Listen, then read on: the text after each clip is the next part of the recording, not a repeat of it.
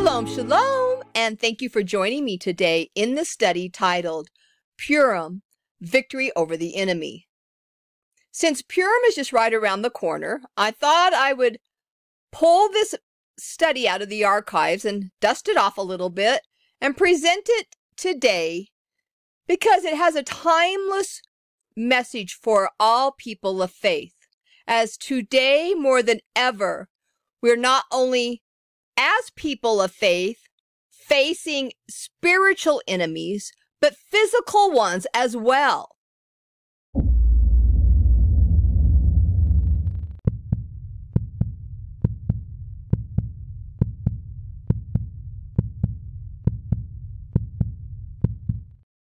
Now, there are two annual feasts mentioned in the Bible outside the ones commanded in the Torah, whose main theme is victory over destruction.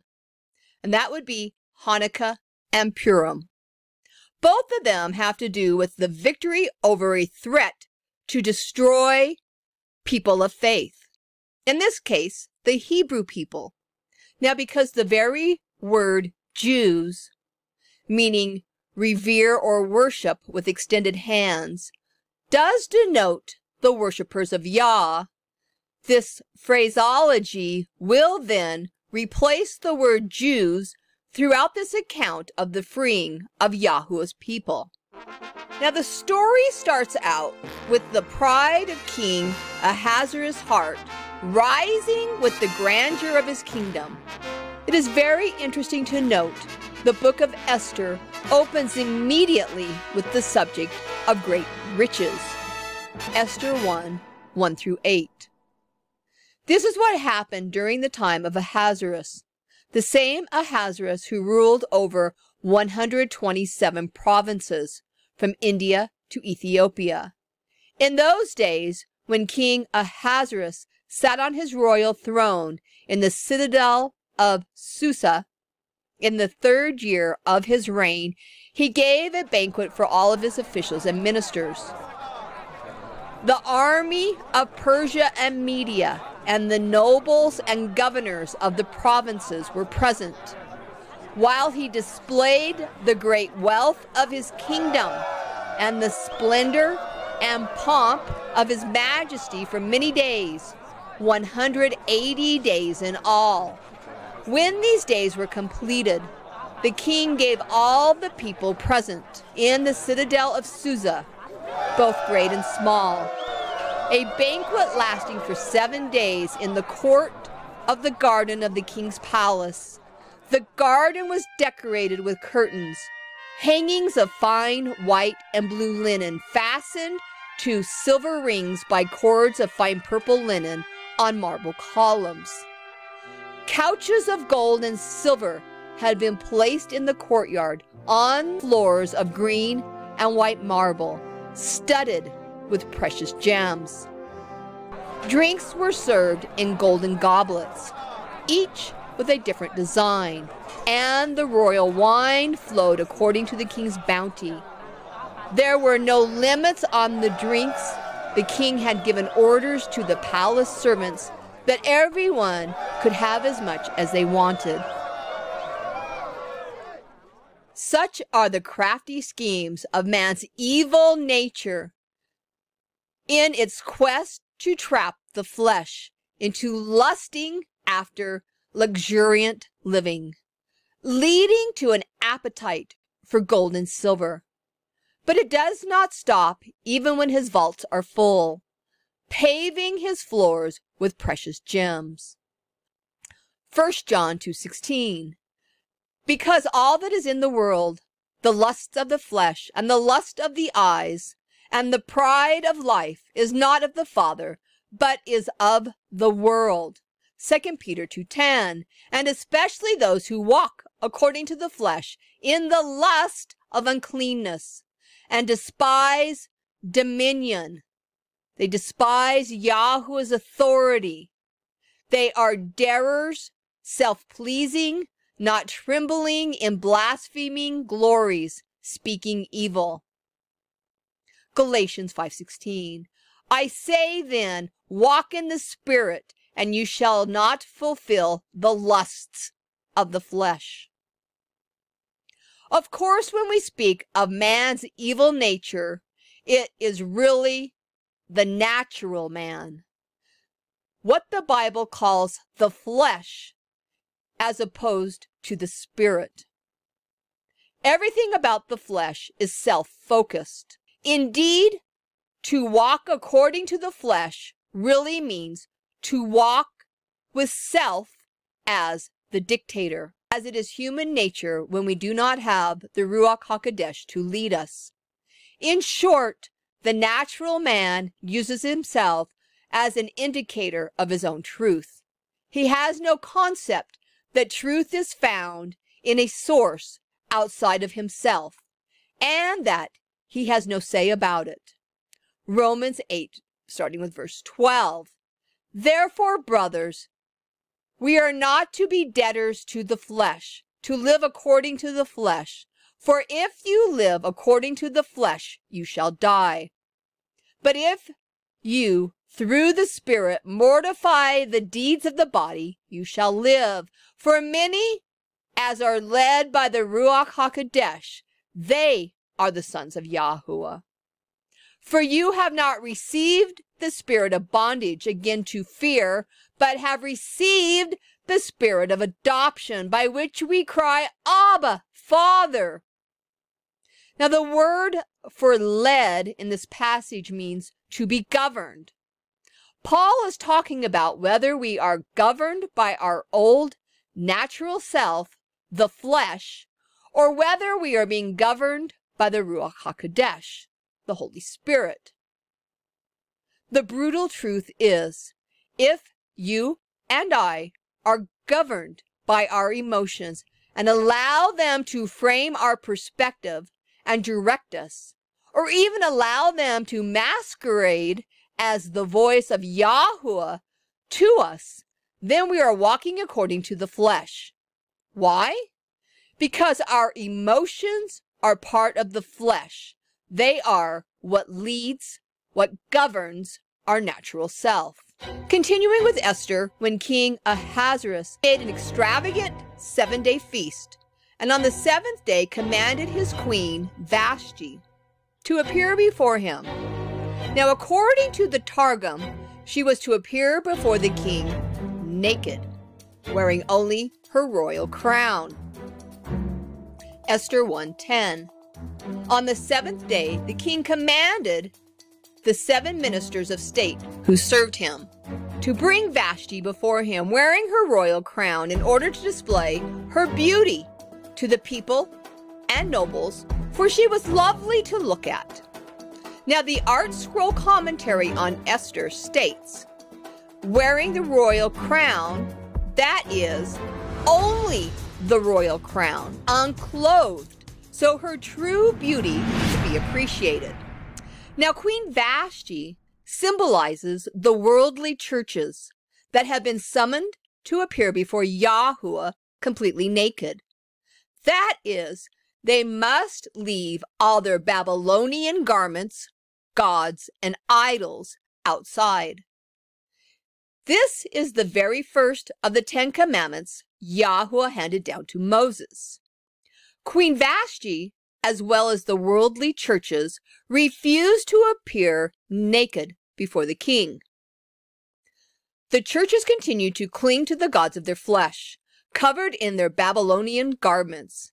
They continually strive to enter the narrow gate with all their idols and gods. Continuing with Esther 1:12. But when the attendants delivered the king's command, Queen Vashti refused to come.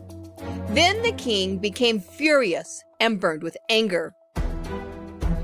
Since it was customary for the king to consult experts in the matter of law and justice, he spoke with the wise men who understood the laws and were closest to the king.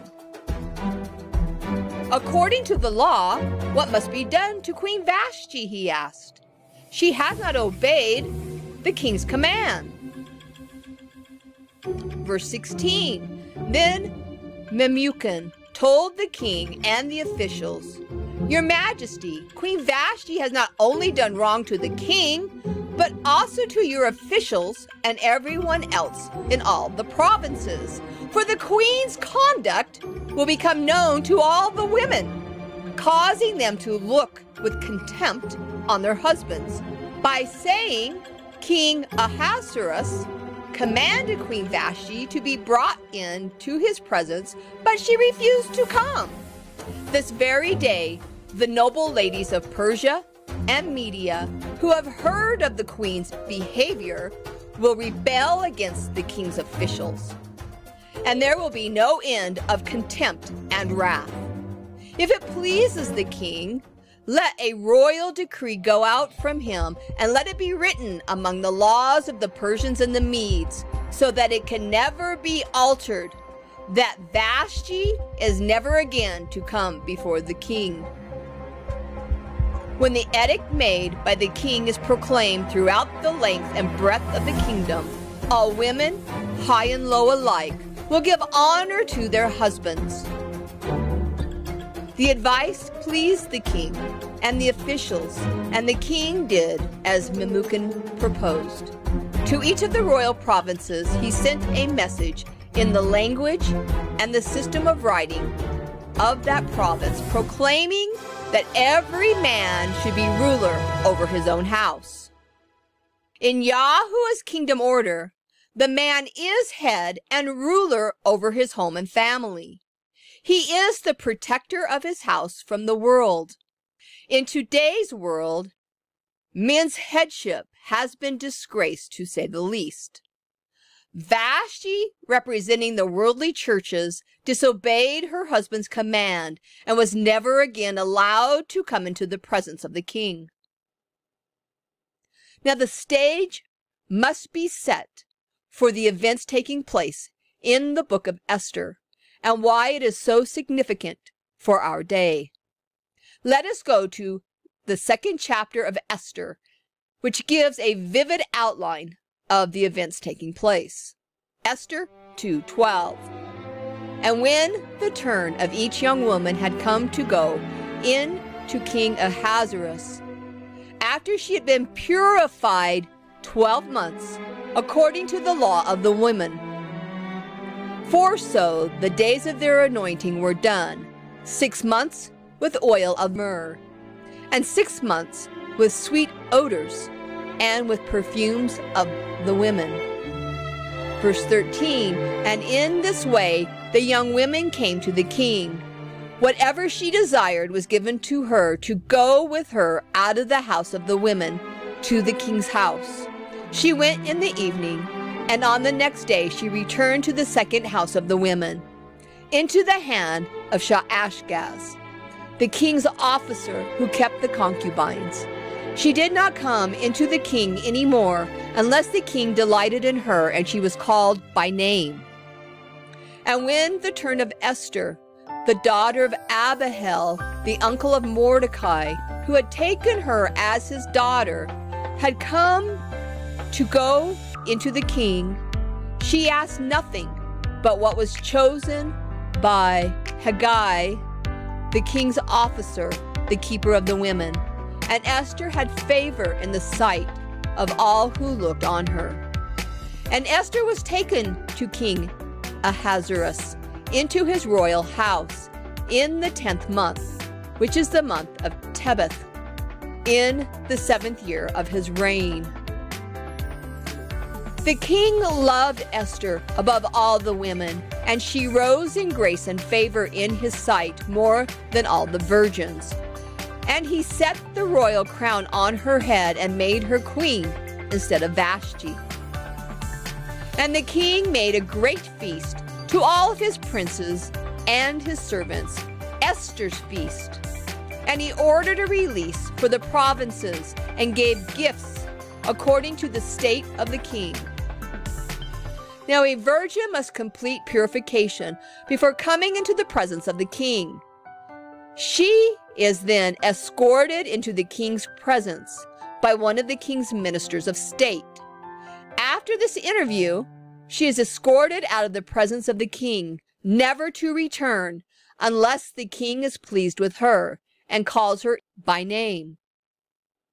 The first appearance of the Virgin represents the many that are called or invited by Yahuwah in Matthew 22:14. The second appearance before the king happens only if the king is pleased with the virgin. If he is pleased with her, he will call her into his presence by name.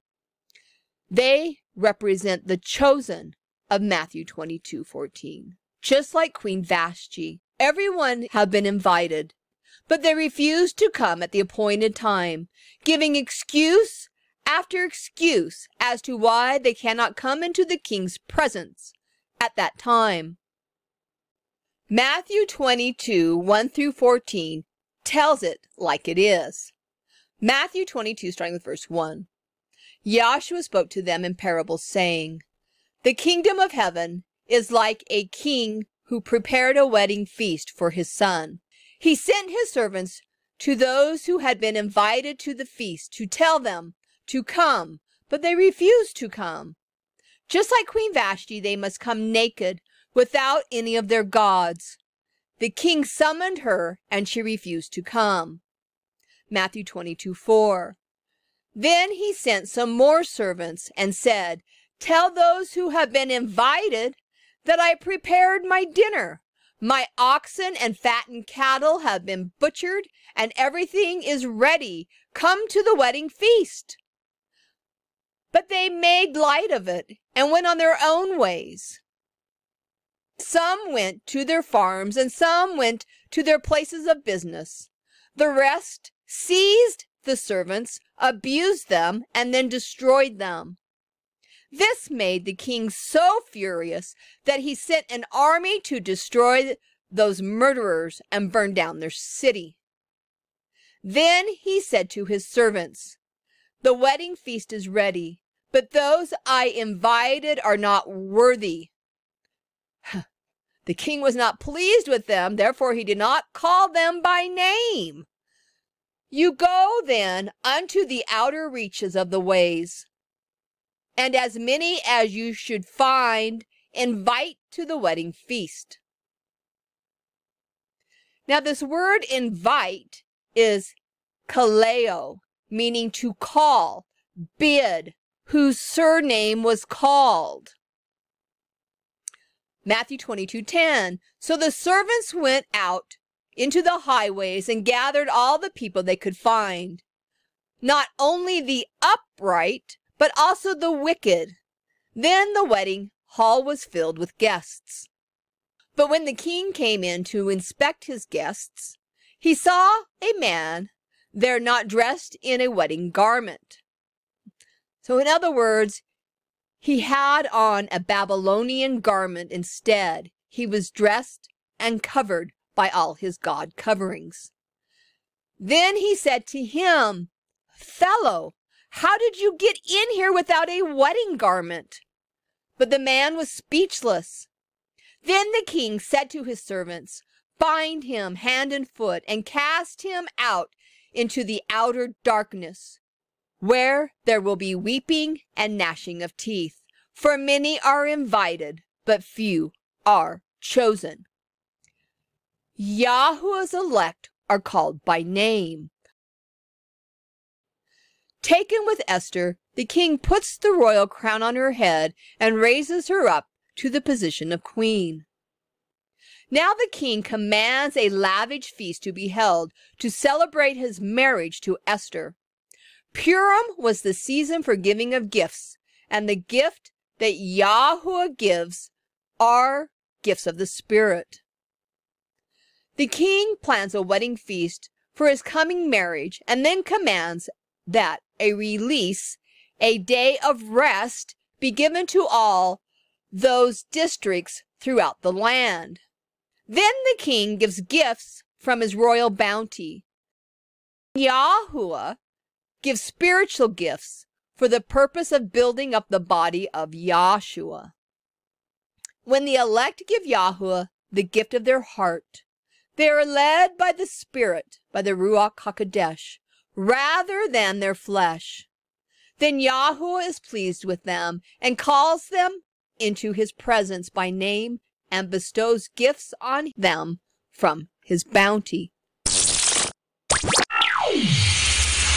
Amalek, war against the lust of the flesh. Continuing with Esther. Esther 2:21. In those days, while Mordecai sat at the king's gate, two of the king's eunuchs, Bigthan and Teresh, of those who kept the door, were angry and tried to lay a hand on King Ahasuerus. And the thing was known to Mordecai, who told Esther the queen, and Esther told the king in Mordecai's name. And when the matter was searched into, it was found out, and the two of them were hanged on a tree. And it was written in the book of the matter of the days before the king. After these things, King Ahasuerus promoted Haman, the son of Hammedatha, the Agagite, who advanced him, and set his seat above all the princes who were with him. And all the king's servants in the king's gate bowed and worshipped Haman, for the king had so commanded concerning him. But Mordecai did not bow nor worship. And the king's servants in the king's gate said to Mordecai, "Why do you transgress the king's commands?" And it happened when they spoke daily to him, and when he did not listen to them, they told Haman, to see if Mordecai's matter would stand, for he had told them that he was a worshiper of Yah.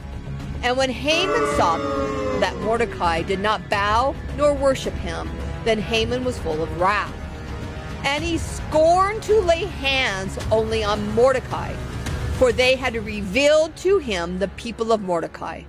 And Haman sought to destroy all the worshippers of Yah throughout the whole kingdom of Ahasuerus, the people of Mordecai. In the first month, that is, the month Nisan, in the 12th year of King Ahasuerus, they cast the lot, before Haman, from day to day and from month to month, to the 12th month, the month Adar. We see that they cast lots to find which of the 12 months would be the most favorable for the execution of Haman's plan. And having found the desired month, they then cast lots to find out which day of the said month would be the day for the fulfillment of his scheme. The conflict between Haman and Mordecai, which led to the Purim miracle, was rooted in events that had occurred many centuries earlier, as we can trace Haman's lineage to Agag, king of Amalek. Mordecai and Esther were descendants of the royal family of Saul, the first king of Israel. When the Hebrews left Egypt, Amalek was the first nation to attack them. As a result of this, the Hebrews were commanded. Deuteronomy 25:19. And it shall be when Yahuwah your ELOAH has given you rest from all your enemies all around the land, which Yahuwah your ELOAH gives you for an inheritance to possess it, you shall blot out the remembrance of Amalek from under the heavens. You shall not forget. The role Haman plays in the story of Esther is major in a spiritual aspect. His prideful nature was injured when Mordecai would not bow down to him when he was appointed prime minister of the Persian Empire by King Ahasuerus. Thus he ordered all the worshippers of Yah to be killed. It is of the utmost importance to understand his background and genealogy as it concerns all overcomers. Haman was an Amalekite, as his father Hammedatha was an Agagite, a descendant of Amalek. The Amalekites were a semi-nomadic people who had two opposing primary characteristics. First, they were cruel, but they were cruel cowards. Here is where the story begins for us. Genesis 36:12. Timnah was a concubine of Esau's son Eliphaz. She bore Amalek to Eliphaz. Now, Amalek is the great-grandson of Abraham. We know that his grandfather Esau had sold his birthright for the lust of his flesh, a bowl of lentil stew, and was later cheated out of his father's blessing by his brother Jacob. Eliphaz does not get much coverage in the Torah, but we could assume that he passed on to his children the family hostility towards Jacob. The next time we meet Amalek is when Israel was on the exodus from Egypt. They trudged along in one huge group. The old, the sick, and children lagged behind. The Amalekites revealed their cruel and cowardly nature when they attacked the stragglers, slaughtering the weak when no one was near to help them. Verse 9, and Moses said to Joshua, choose us out men and go out to fight with Amalek. Tomorrow I will stand on the top of the hill with the rod of Yahuwah in my hand. And Joshua did as Moses had said to him, and fought with Amalek. And Moses, Aaron, and Hur went up to the top of the hill. And it happened when Moses held up his hand, Israel prevailed. And when he let down his hand, Amalek prevailed. But Moses' hands became heavy, and they took a stone and put it under him, and he sat on it. And Aaron and Hur held up his hands, the one on one side and the other on the other side, and his hands were steady until the going of the sun. And Joshua defeated Amalek and his people by the edge of the sword. And Yahuwah said to Moses, write this, a memorial in a book, and set it in the ears of Joshua, that I will utterly put out the remembrance of Amalek from under the heavens. And Moses built an altar and called the name of it Yahuwah my banner. And he said, a hand is on the throne of Yahuwah. War is to Yahuwah with Amalek for generation to generation. Yahuwah condemned them and pledged to wipe them from existence. Everywhere they appear in biblical narrative, these same two characteristics appear. Several centuries later, after Saul was crowned king, the prophet Samuel ordered him to fulfill Yahuwah's commandment thus. 1 Samuel 15, starting with verse 3. Now go and strike Amalek and completely destroy all they have, and do not spare them, but kill both man and woman, infant and suckling, ox and sheep, camel and ass. Saul gathered the Hebrew people together and waged war against the Amalekites, slaying the entire nation and destroying their property. However, Saul had pity on King Agag. 1 Samuel 15:9.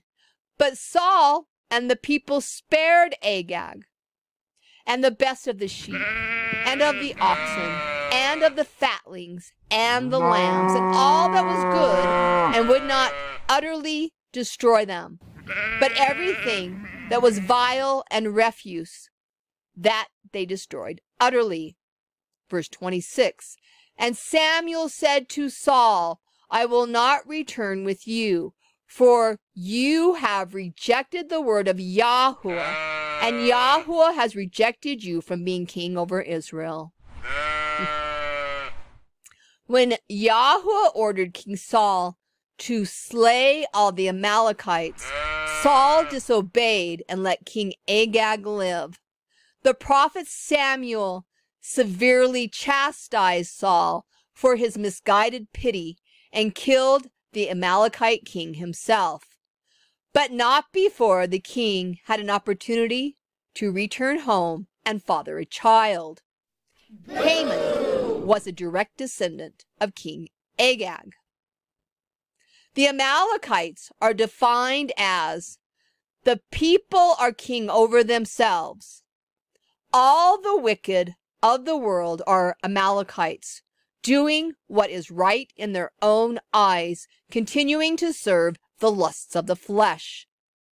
They are kings over their own lives, refusing Yahshua as their king. Psalms 81:12. So I gave them up to the lust of their hearts, so that they might go after their evil purposes, so they could do really whatever they wanted. Basically what he's saying there. So the story of Purim is closely related to the first battle against Amalek. As Israel was departing from Egypt, Haman was an Amalekite and was carrying out the legacy of his ancestors in the plot to wipe out Yahuwah's people. In his commentary on the Book of Exodus, Arthur W. Pink has given invaluable insight into the meaning of Amalek and his descendants. And we quote, "The first thing to note here is the identity of Israel's enemy. It was Amalek. Amalek signifies warlike, an apt name for that whose lusts ever war against the soul. Amalek was the grandson of Esau, who for one morsel of meat sold his birthright, and when he would have inherited the blessing was rejected, is thus surely representative of the old man. Very striking in this connection is the prophetic word of Balaam. Quote, "And when he looked for Amalek, he took up his parable and said, Amalek was the first of the nations that warred against Israel, but his latter end will be that he perish forever." Unquote. The character of Amalek comes out plainly in the words of Moses concerning him at a later date. Quote, "He feared not Elohim. Such is the flesh." Unquote. The second thing to be noted is the time when Amalek made his assault upon Israel. Then came Amalek and fought with Israel. The Ruach HaKodesh has called our attention to the time when this occurred. It was when Moses smote the rock and the waters were given. And he called the name of the place Massa and Meribah, because of the wrangling of the sons of Israel, and because they tempted Yahuwah, saying, "Is Yahuwah among us or not?" Then, for the first time, Israel was called upon to do some fighting. They had done no fighting, nor had Yahuwah called upon them to fight the Egyptians at the Red Sea. But now that which characterized the Holy Spirit had been given, their warfare commenced. Yea, it was that which characterized the Holy Spirit that caused the Amalekites to attack Israel. It is not until the overcomer has been made partakers of the divine nature that the inward conflict begins. 2 Peter 1:4. Through which he has given to us exceedingly great and precious promises, so that by these you might be partakers of the divine nature, having escaped the corruption that is in the world through lust. Previous to the new birth, we are dead in trespass and sin, and therefore quite insensible to the claims of Yahuwah's holiness, until the Ruach HaKodesh begins to shed light upon our wicked hearts. We do not realize the depths and power of the evil within us. Oftentimes, the overcomer is astounded by the discovery of the tendencies and desires within him, which he never knew before were there. The natural man is entirely under the dominion of flesh. He serves its lusts. He does its will. The flesh does not fight its subjects. It rules over them.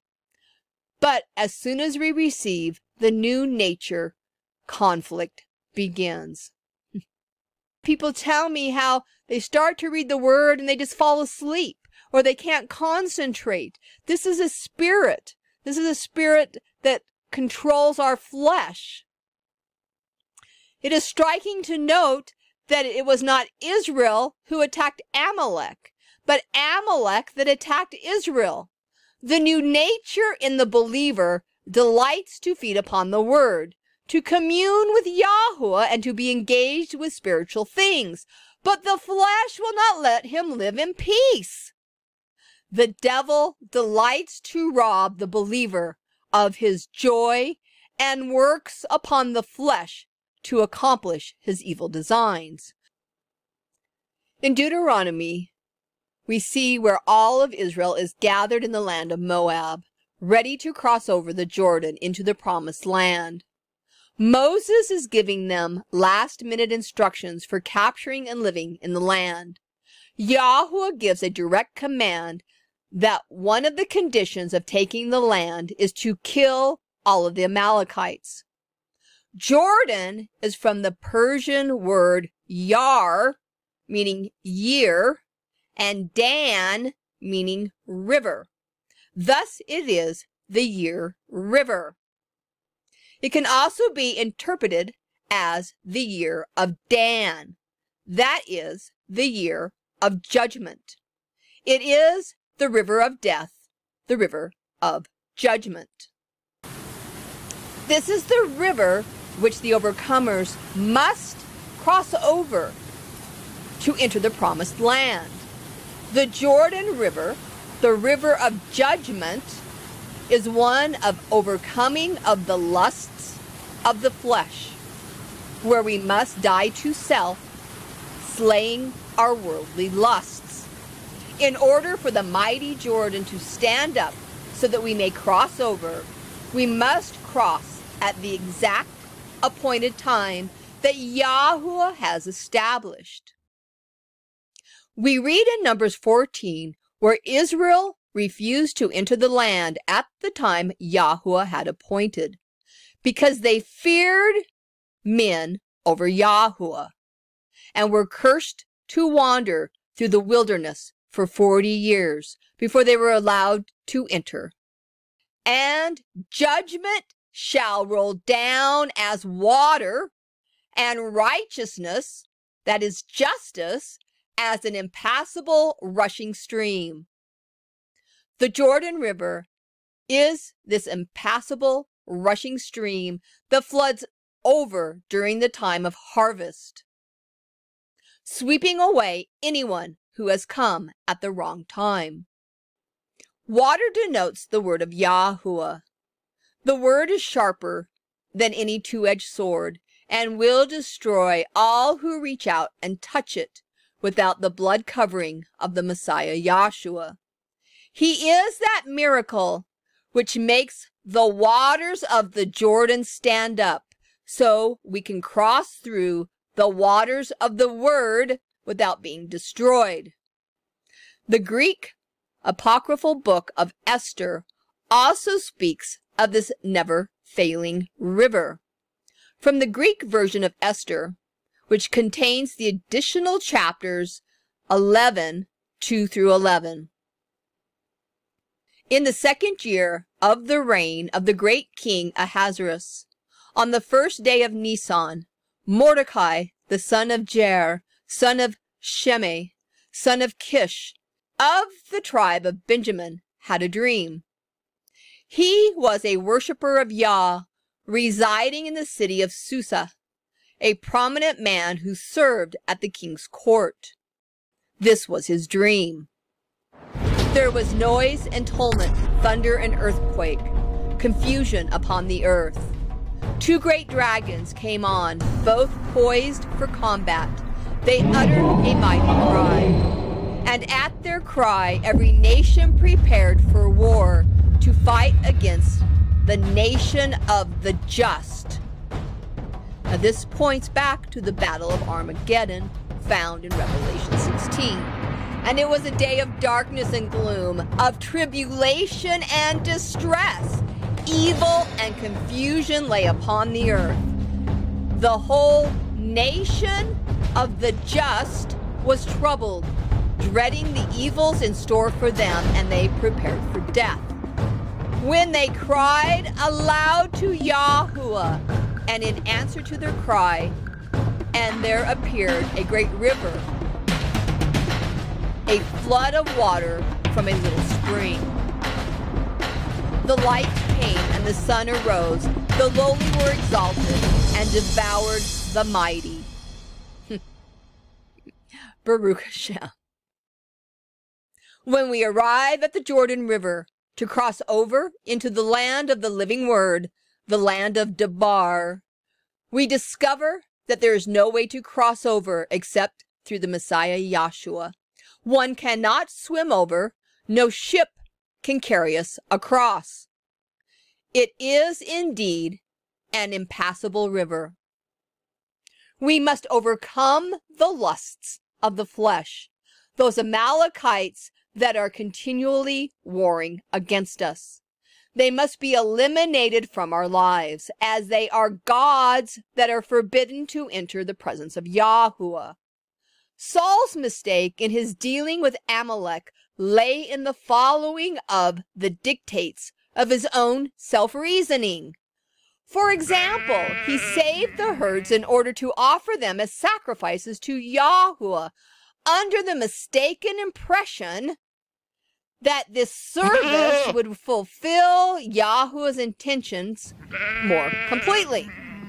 By bringing the animals of Amalek as offerings, he wanted to demonstrate that even the elements of the world that appear to oppose Yahuwah's will can be used for good.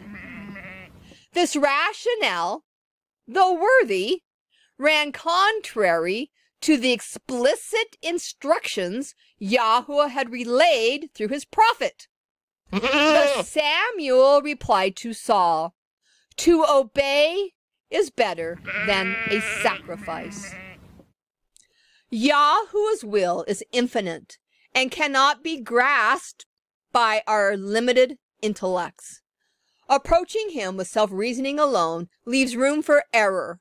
Even if no mistake was actually made, our service is flawed, for the limitations of our understanding prevents us from relating to the infinite dimensions of Yahuwah. Accepting the truth of Yahuwah's sovereignty with a simple, unquestioning commitment, we can establish a more complete bond with our Creator. This quality was epitomized by Saul's successor, David, who describes his approach to divine service in the verse, "I have stilled and quieted myself."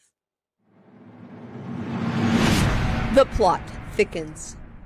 Now, an unexpected turn of affairs happened.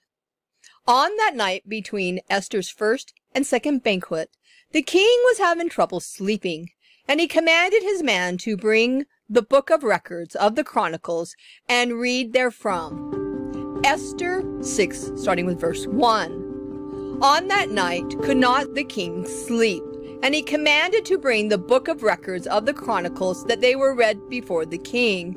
And it was found written that Mordecai had told Bigthana and Teresh, two of the king's chamberlains, the keepers of the door, who sought to lay hands on the king Ahasuerus. And the king said, "What honor and dignity had been done to Mordecai for this?" Then said the king's servant that ministered unto him, "There is nothing done for him." And the king said, "Who is in the court?" And Haman had come into the outer court of the king's house to speak to the king to hang Mordecai on the wooden gallows which he had prepared for him. Now Haman is so impatient to get Mordecai hanged that he comes early to court to be ready before any other business is brought before the king, to get a warrant for his execution, which he makes sure that he shall have the first word. And he could tell the king that he was so confident in the justice of his request and the king's favor to him in it, that he had got the gallows ready. One word from the king would complete his satisfaction. But before Haman could speak his request, the king asks Haman, Esther 6:6. What shall be done to the man whom the king delights to honor? And Haman thought in his heart, to whom the king delights to do honor more than to myself. Haman thought the king was going to honor him. And Haman answered the king, for the man whom the king delights to honor, let the royal clothing be brought, which the king wears, and the horse that the king rides on, and the royal crown which sits on his head. And let his clothing and horse be delivered to the hand of one of the king's most noble princes, so that they may dress the man whom the king delights to honor, and bring him on horseback through the streets of the city, and proclaim before him, this is what shall be done to the man whom the king delights to honor. Now the king immediately commands Haman to have Mordecai honored in the manner suggested as reward for Mordecai saving the life of the king. This honor, then, the haughty Haman, much to the evil minister's chagrin, was now compelled to pay to the hated worshiper of Yah. Esther 6:11. And Haman took the clothing and the horse and dressed Mordecai, and brought him on horseback through the street of the city, and proclaimed before him, this is what shall be done to the man whom the king delights to honor. And Mordecai came again to the king's gate, but Haman hurried into his house, mourning and having his head covered. What a mortifying reverse of human fortune. How could Haman bear this? How astounding is the conduct of Yahweh's divine forethought. See how men's pride deceives them? The deceitfulness of our own heart appears in nothing more than in the conceit we have of ourselves and our own performances, against which we should constantly watch and pray. Haman thought the king loved and valued no one but himself, but he was deceived. How Haman is struck when the king bids him to do honor to Mordecai, the worshiper of Yah, the very man whom he hated above all men, whose ruin he was now designing. The fateful banquet. Esther 6:14 through 7:6. The king's servants came to bring Haman to the banquet which Esther had prepared. The king and Haman came to drink with Esther, and the king said to her at this wine feast on the second day, what is your request, Queen Esther? And it shall be granted. And what is your desire? Up to half the kingdom will be given to you. And Esther answered, if I have found favor in your eyes, and if it pleases the king, let him give me my life as my request, and the people's lives as my desire. For we had been sold, I and my people, to be killed and destroyed. Had we simply been sold into slavery, I would have held my peace, for the humiliation would not have warranted bothering the king. And King Ahasuerus answered and said to Esther the queen, who is he, this one? And where is this one, he who is filled with pride in his heart to do so? And Esther said, a man, an enemy, and a hating one, Haman, this evil one. And Haman was afraid before the king and the queen. Now, Haman's plan fails, and the worshippers of Yah triumph over their enemies. Esther 9:1. Now in the 12th month, that is, the month Adar, on the 13th day of the same, when the time came for the king's commandment to be put into effect, on the very day that the enemies of the worshippers of Yah hoped to have power over them, The opposite came about, and the worshippers of Yah had rule over them that hated them. This triumph by the worshippers of Yah over their enemies is again prophesied in Malachi. Malachi 4:2. But to you who fear my name, the Son of Righteousness shall rise up, and healing will be on his wings, and you shall go out and frisk like calves of the stall, and you shall trample the wicked, for they shall be ashes under the soles of your feet in the day that I am preparing, says Yahuwah of appointed times. Continuing with Esther 9:2. The worshippers of Yah gathered themselves together in their cities throughout all the provinces of the king Ahasuerus to lay hand on such as sought their hurt. And no man could withstand them, for the fear of them fell upon all people. When Jacob had his people bury all their idols under an oak tree, the same fear of Yahuwah fell upon the surrounding populace and prevented them from attacking Jacob, which we read in Genesis 35:4 and 5. If we, as overcomers, cast away our idols and coverings, we will indeed unite and stand up in Yahshua, our head, and fear will fall upon the wicked of this world, as none will be able to withstand this mighty man, and terror will fall upon the enemies of Yahuwah's people. So continuing with Esther 9:3.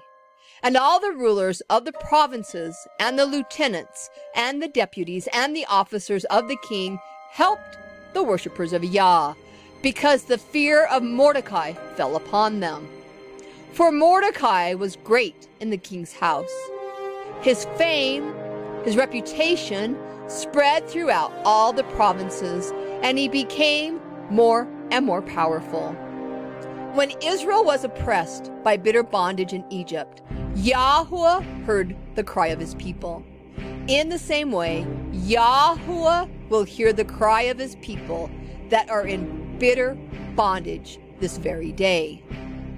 Thus the worshippers of Yah smote all their enemies with the stroke of the sword, and slaughter and destruction, and did what they would unto those that hated them. The worshippers of Yah slew and destroyed 500 men. The 10 sons of Haman, the sons of Hammedatha, the one distressing the worshippers of Yah, but they did not lay their hands on the spoil. The worshippers of Yah stood up for their lives and gave full proof that they sought their own personal safety, but not the property of their enemies, even though the decree of the king gave them full authority to take the property of all their adversaries. The worshippers of Yah, to honor Yahuwah, must show contempt of worldly wealth, just like Abraham. Genesis 14, starting with verse 21. The king of Sodom said to Abram, "Give me the people and keep the goods for yourself." But Abram said to the king of Sodom, "I have raised my hand to Yahuwah El Elyon, creator of heaven and earth, and have taken an oath that I will accept nothing belonging to you, not even a thread or a thong of a sandal, so that you will never be able to say, 'I made Abram rich.'" Continuing with Esther 9:11. The number of those slain in the citadel of Shushan was reported to the king that same day, and the king said to Queen Esther, "The worshippers of Yah have killed 500 men and the 10 sons of Haman in the citadel of Shushan. What have they done in the rest of the king's provinces? Whatever your petition, it will be given you. Now what is your request, as it will be granted?" "If it pleases the king," Esther answered, "give the worshippers of Yah in Shushan permission to carry out this day's edict also tomorrow, and have the bodies of Haman's 10 sons hung on the gallows. And the king commanded it to be done, and the order was given at Shushan that they hanged Haman's 10 sons. For the worshippers of Yah in Shushan gathered themselves on the 14th day, also of the month Adar, and killed 300 men at Shushan, but they did not lay their hands on the spoil. But the rest of the worshippers of Yah in the king's provinces gathered themselves and stood for their lives, and had rest from their enemies, and killed 75,000 of their foes, but they did not lay their hands on the spoil. And on the 13th day of the month Adar, on the 14th day of the same, they rested and made it a day of feasting and gladness. But the worshippers of Yah at Shushan gathered on the 13th of it, and on the 14th of it, and on the 15th of the same, they rested and made it a day of feasting and gladness. Therefore the worshippers of Yah of the villages who lived in the unwalled towns made the 14th day of the month Adar a day of gladness and feasting, and a good day, a day of sending portions to one another. And Mordecai wrote these things and sent letters to all the worshippers of Yah in all the provinces of the king Ahasuerus, near and far, to establish among them that they should keep the 14th day of the month Adar and the 15th day of the same yearly, as the days in which the worshippers of Yah rested from their enemies, and the month which was turned to them from sorrow to joy, and from mourning into a good day, that they should make them days of feasting and joy, and of sending portions to one another, and gifts to the poor. This is the feast of gift-giving. Now currently, I only observe the feasts listed in Leviticus, although in the beginning of my walk, like many, I did observe both Hanukkah and Purim. But I stopped observing Hanukkah when I realized that the temple being dedicated was Herod's defiled temple, as it was not built to Yahuwah's specifications, and it no longer had a high priest from the line of Zadok. Whereas we find no defilement behind the Purim story. It is simply a story of Yahuwah's works in action to save a people, of which they recognized and memorialized their joy with an exchanging of gifts to one another and sending food to the poor. The overcomers in the past have journeyed through the wilderness, being continually attacked by the wicked. In spite of all the attacks by the enemy, they have stood up in Yahuwah's Torah under the shed blood of Yahshua. They have now overcome their enemies and are now rejoicing in the presence of Yahuwah. This victory over the enemies of the worshippers of Yah will truly be a time for feasting and joy. An exchange of gifts also takes place between the overcomers and Yahuwah, when one gives his or her heart and life as a gift to Yahuwah, and he gives out his gifts of healing, miraculous powers, faith, knowledge, wisdom, discernment, prophecy, etc. It is the time when Yahuwah becomes king in the overcomer's life. Then the worshippers of Yah undertook to do as they had begun, and as Mordecai had written unto them. Because Haman the son of Hammedatha, the Agagite, the enemy of all the worshippers of Yah, had devised against Yahuwah's people to destroy them, and had cast pur, that is, the lot, to consume them and to destroy them. This corresponds with Satan's plan to devour Yahshua's people. Continuing with Esther 9:26. Therefore they called these days Purim, from the name of Pur, because of everything written in this letter and because of what they had seen and what had happened to them.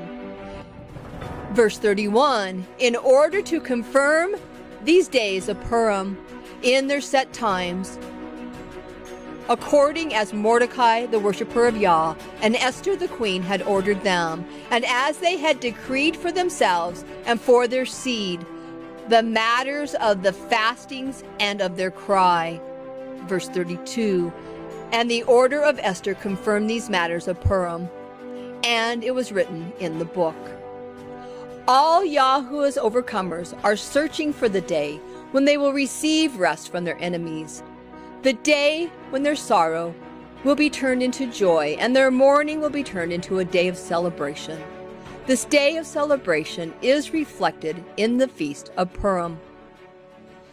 There are some that insist that the Book of Esther does not belong in Yahuwah's word. One reason being it does not contain Yahuwah's name.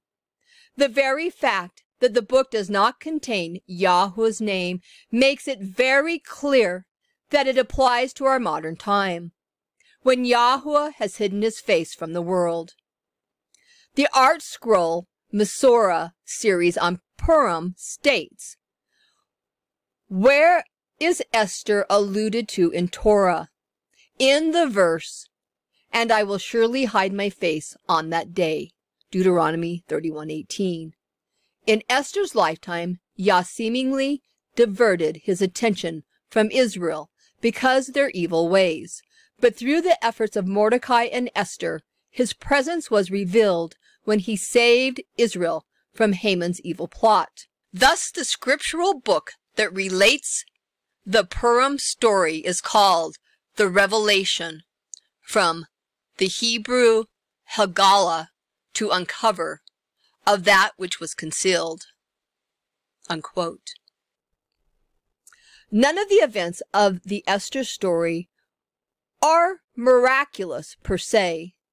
The hand of Yahuwah can be detected only indirectly, in the incredible, unlikely combination of circumstances and events that make up Esther's story.